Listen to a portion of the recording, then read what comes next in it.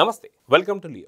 YS Jagan భద్రత సంబంధించి కూటమి ప్రభుత్వం నిర్లక్ష్యం వహిస్తుంది అన్నట్టుగా వైఎస్ఆర్సీపీ నేతలు గగ్గోలు పెడుతున్నారు. అయితే ఒక పక్క ఎలక్షన్ కోడ్ ఉండగా మిర్చి యార్డ్లో చేసినటువంటి ఒక సిచ్యువేషన్లో అంబటి రాంబాబు మాట్లాడుతూ జగన్కి సంబంధించినటువంటి ఒక Z+ కేటగిరీ కావచ్చు, తనకున్న సెక్యూరిటీని కూడా కల్పించలేదు అని చెప్పేసి అంటున్నారు. సో వాస్తవానికి ఏదైతే ఎలక్షన్ కోడ్ ఉన్నప్పుడు ఆ భద్రత అనేది ఉంచకూడదు, ఎందుకంటే 144 సెక్షన్ ఉంటుంది కాబట్టి. అయితే ఇది కూడా తెలియకుండా అంబటి రాంబాబు మాట్లాడిన మాటలు మనం చూస్తూ వస్తున్నాం. అయితే ఇదే కాకుండా వైఎస్ఆర్సీపీకి సంబంధించినటువంటి నేతలు ఎవరైతే ఉన్నారో ఈరోజు 11 గంటలకి రాజ్భవన్లో గవర్నర్ గారిని కలవబోతున్నారు. సో మొత్తానికి భద్రత, ఎటువంటి భద్రత కోరుకుతున్నారు ఏంటి అనే దానిపై మనతో పాటు పొలిటికల్ అనలిస్ట్ శ్రీలీల గారు ఉన్నారు. వారిని తెలుసుకుందాం. మేడం నమస్తే. 2019 నుంచి 24 దాకా చూసుకుంటే జగన్మోహన్ని కానీ లేదంటే తన్ని కానీ డైరెక్ట్గా చూసిన వాళ్ళు ఎంతమంది అంటే చాలా తక్కువనే చెప్పుకోవాలి. పర్యటనలకు వెళ్ళినా ఎక్కడికి వెళ్ళినా సరే పరదాలు చాటునే కనిపిస్తుంటాడు తప్ప ఆఖరికి వెళ్తున్నప్పుడు ఆ ఏరియాలో ఉన్న స్కూల్స్ కావచ్చు, కాలేజీలు కావచ్చు, షాపులు కావచ్చు, ఎటువంటి అయినా సరే అన్నీ కూడా షట్టర్లు బంద్ చేసి పెట్టాలని చెప్పేసి మాట్లాడినటువంటి వైఖరి మనం చూసాం. అయితే భద్రత కావాలి అంటున్నటువంటి వైఎస్ జగన్ గతంలో తన ఇంటికి సంబంధించి 986 మందిని సెక్యూరిటీ కావచ్చు, అదేవిధంగా మిగతా బలగాలు కావచ్చు, లేదా వెళ్తున్నప్పుడు పరదాలు కావచ్చు, పోలీస్ డిపార్ట్మెంట్లు కావచ్చు, ఆఖరికి గుడిలో దర్శనం చేసుకునేటప్పుడు కూడా పరదాలు మాత్రం మెయింటైన్ చేస్తూ వస్తున్నాడు. సో ఇప్పుడు అదే భద్రత కోరుతూ వస్తున్నాడు. ఇప్పుడు ఈరోజు గవర్నర్ని కలవబోతున్నాడు. నిజంగా కూటమి ప్రభుత్వం నిర్లక్ష్యం వహిస్తుందా? నిజంగా జగన్ పైన ఏమైనా ఇప్పుడు దాడులు ఏమైనా జరిగాయా? ఇప్పుడు దాదాపు ఒక 8 నెలలు గడిచిపోయాయి. ఈ 8 నెలల్లో ఏదైనా దాడులు జరిగాయి? ఎందుకు వాళ్ళు ఇంత భయపడుతున్నారంటే ఏం చెప్తారు? జగన్మోహన్ రెడ్డి 16 నెలలు జైల్లో ఉండి బెయిల్ మీద తిరుగుతున్నాడు 12 సంవత్సరాలుగా. ఇతనికి సెక్యూరిటీ కావాలి అని చెప్పి వాళ్ళ నేతలు అడుగుతున్నారు. ఎందుకు ఇవ్వాలి సెక్యూరిటీ? జగన్మోహన్ రెడ్డి ఏం చేశాడు రాష్ట్రానికి? ఏం మేలు చేశాడు? 2019 నుంచి 24 వరకు వీళ్ళు చేసిన అరాచకాలు, అడ్డగోలు పనులు, ప్రజల్ని ఏ విధంగా ఇబ్బంది పెట్టారు? దానికి వాళ్ళు ఏ కక్ష సాధింపు చర్య చేయలేదు జగన్మోహన్ రెడ్డి మీద. వీళ్ళు భయపడిపోతున్నారు అంతే. మేము ఎన్నో తప్పులు చేశాము, ఈరోజు శిక్ష అనుభవించాల్సి వస్తుంది. ఏ విధంగా ప్రజలు వాళ్ళు రెచ్చగొట్టి వాళ్ళ మనుషులను పెట్టి వాళ్ళ ప్రభుత్వం ఉన్నప్పుడు తెలుగుదేశం పార్టీ వాళ్ళ మీద వాళ్ళు చేశారు రౌడీయిజం, రాక్షసంగా. అలా జరగదు ఇప్పుడు. అయినా కూడా భయపడుతున్నారు. ఎందుకు? వీళ్ళు చేసిన తప్పుడు పనులన్నీ అలా ఉన్నాయి, అంత భయంకరంగా ఉన్నాయి, ఎంతో మందిని ఇబ్బంది పెట్టారు. ఈ రోజున ప్రత్యేకంగా అతనికి సెక్యూరిటీ అరేంజ్ చేయమని అడుగుతున్నారు. ఏం సెక్యూరిటీ కావాలి? చెట్లు కొట్టించాలా? లేకపోతే స్కూల్స్ మోయించాలా? అసలు ఇవన్నీ అవసరం లేదు జగన్మోహన్ రెడ్డికి. ప్రజలందరూ జగన్మోహన్ రెడ్డికి నిన్న వాళ్ళు మాట్లాడి ఈ రోజున గవర్నర్కి ఏదైతే వాళ్ళు లెటర్ ఇవ్వాలని కోరుకుంటున్నారో ప్రజలందరూ దీనికి ఒకటే సమాధానం చెప్తున్నారు. బాబు, గవర్నర్ దాకెందుకు?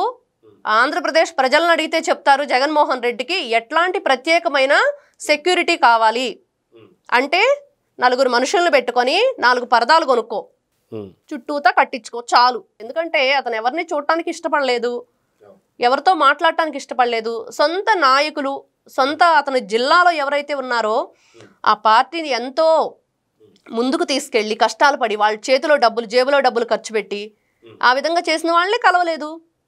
ఆ రోజున వాళ్ళు పూల కుండీలు పెట్టి కొట్టి వాళ్ళని బయటికి నెట్టేస్తుంటే వాళ్ళే స్వయంగా ఇబ్బంది పడి వెళ్ళిపోతూ మీడియా ముఖంగా మాట్లాడారు అతని ఇంటి దగ్గర. అది అందరూ చూశారు.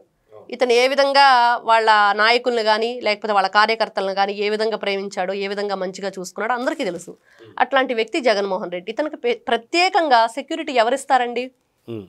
అలానే 4 పరదాలు కట్టుకుని 4 మనుషులు పెట్టుకుంటే సరిపోద్ది. 4 మనుషులు కూడా ఎవరు అవసరం లేదు, ఉన్నారు కదా. అంబటి రాంబాబు, కొడాలి నాని, పేర్ని నాని, వీళ్ళు పట్టుకుంటే చాలు. అయితే నిన్న అంబటి రాంబాబు జరిగినటువంటి ఏదైతే మిర్చియార్లో జరిగిన సంఘటనకి తన సొంత మీడియాలో, తన అంబటి రాంబాబు ఛానల్లో మాట్లాడుతూ ఖచ్చితంగా జగన్కి ఇక్కడ ఏదైతే మిర్చియార్డ్ నుంచి ఇంటికి వెళ్ళే లోపల ఏదో ప్రమాదానికి గురి కాబోయాడు, కానీ ఏది కాకపోవడంతో చాలా ప్రశాంతంగా నిద్ర కూడా పట్టలేదు చంద్రబాబు నాయుడు గారికి, లోకేష్ గారిని మాట్లాడుతున్నాడు. అంటే ఖచ్చితంగా ఏదో కుట్రకోణం అయితే దాగుందన్నట్టు చాలా క్లియర్గా కనిపిస్తుంది. అయితే వీరు సాధారణంగా చెప్పకుండానే కుట్రలు చేస్తారు. ఈసారి చెప్పారంటే ఈసారి చాలా గట్టిగా ఏదో జరగబోతుంది. సో ఏం జరగబోతుంది? లేదా ఏదైనా మళ్ళీ గులకరాయో, లేదంటే ఒక కోడికత్తో, లేదంటే ఇంకొకటి ఏదైనా సరే తీసుకొని దాన్ని పెద్ద హైలైట్ చేయబోతున్నారా? ఒక సింపతి కార్డు ప్లే చేయబోతున్నారా అంటే ఏం చెప్తారు? ఇప్పుడు సెక్యూరిటీ అడుగుతున్నారు. సెక్యూరిటీ ఇవ్వాలి అంటే వాళ్ళు ఇవ్వరు. ఇవ్వకపోతే ఏం చేయాలి? ఏదో ఒక విధంగా తన మీద దాడి చేయించుకోవాలి. ఖచ్చితంగా అదే చేస్తారు వాళ్ళు. ఏదో ఒక విధంగా ప్లాన్ చేస్తారు. గుంటూరులో కుదరలేదు. ఖచ్చితంగా నిన్న వాళ్ళు వచ్చిన టైం చూసుకుంటే చాలా రద్దీగా ఉంటుంది.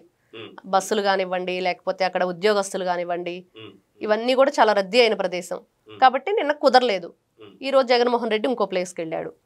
అక్కడ లేకపోతే ఇంకొకటి ఏదైనా సరే ఏదో ఒక అటాక్ చేయించుకొని సెక్యూరిటీ మేము తీసుకోవాలి, దీనిలోనే ఉంది. ఇప్పుడు వీళ్ళు ఏం ఆలోచిస్తున్నారంటే సెక్యూరిటీ ఎలా అయినా మేము లేఖ రాసాము, వెంటనే సెక్యూరిటీ వచ్చింది, దాన్ని ఏం చేయాలి? కానీ దాదాపు మీరు అన్నట్టుగా గవర్నర్ గారికి ఒక లేఖ సమర్పించిన దాదాపు 986 మంది సెక్యూరిటీని అయితే ఎవరికి ఇవ్వరు. ఎందుకంటే మీరు చూస్తే నారా చంద్రబాబు నాయుడు గారికి సెక్యూరిటీ ఎంత ఉంది, అదేవిధంగా పిఎం మోడీ గారికి ఎంత సెక్యూరిటీ ఉందో చూసుకుంటే అది కూడా ఈయన కోరుతున్న దానికన్నా చాలా తక్కువ అది. సో ఇలాంటి పరిస్థితుల్లో నిజంగా జగన్ అడుగుతున్నటువంటి సెక్యూరిటీ ఏమన్నా వస్తుందా, వస్తే మటుకు ఏంటి పరిస్థితి? ఒకవేళ సెక్యూరిటీ ఖచ్చితంగా గవర్నర్ గారు నిరాకరిస్తారు, ఇంతమంది సెక్యూరిటీ అయితే కుదరదని చెప్పి. అప్పుడు సెక్యూరిటీ మేము అడిగితే గవర్నర్ కూడా ఇవ్వలేదు, సో కక్షపూరితంగా ఇది జరిగింది, అందుకే ఈ దాడులు ఈ అటాక్ జగన్ పైన జరిగాయి అనేది కూడా కుట్ర అని చెప్పి అనుకోవచ్చు అంటారు. చెప్పుకోవచ్చు. జగన్మోహన్ రెడ్డి దగ్గర అడ్డగోలుగా సంపాదించిన సంపాదన చాలా ఉంది.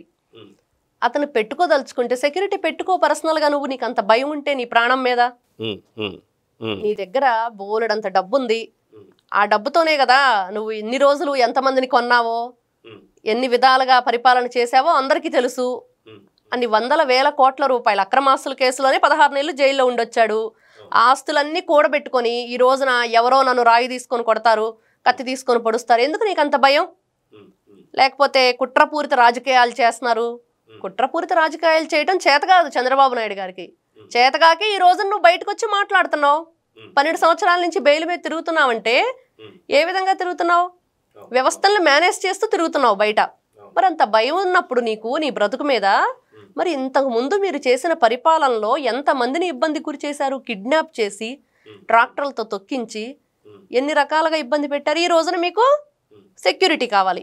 ఈ ప్రకారంగా చూసుకుంటే గతంలో కూడా వైజాగ్కి ఒక డ్రగ్స్కి సంబంధించినటువంటి ఒక పెద్ద షిప్ ఒకటి వచ్చిందని చెప్పి కంటైనర్లు దాదాపు 25,000 కిలోలు సంబంధించిన 25,000 కిలోలకు సంబంధించిన డ్రగ్స్ వచ్చాయని చెప్పేసి అని దాంట్లో కూడా అక్కడ ఏదో వ్యవస్థను మేనేజ్ చేయడం కానీ ఏదో జరిగింది, అయిపోయింది.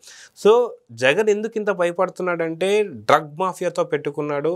ఏదైతే ఫారెన్లో ఉన్నటువంటి బ్రెజిల్ ఇలాంటి ప్రాంతంతో ఉన్నటువంటి ఒక డ్రగ్స్తో డీలింగ్స్ అలా ఉంటాయి. ఎందుకంటే బ్రెజిల్లో ఉన్నటువంటి ఒక ప్రెసిడెంట్ ఎవరైతే ఎన్నికైనప్పుడు అప్పుడు విజయసాయి రెడ్డి ట్వీట్ చేయడం మనం చాలా పెద్ద హైలైట్ అయింది. జగన్ మళ్ళీ తర్వాత వెళ్ళి కలవడం కూడా మనం చూసాం.